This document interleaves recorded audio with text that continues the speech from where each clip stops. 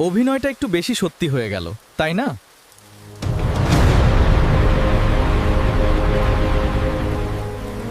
এই বৃষ্টি সবকিছু অন্যরকম করে দেয়। কিছু অনুভূতি বলা যায় না, শুধু অনুভব করা যায়।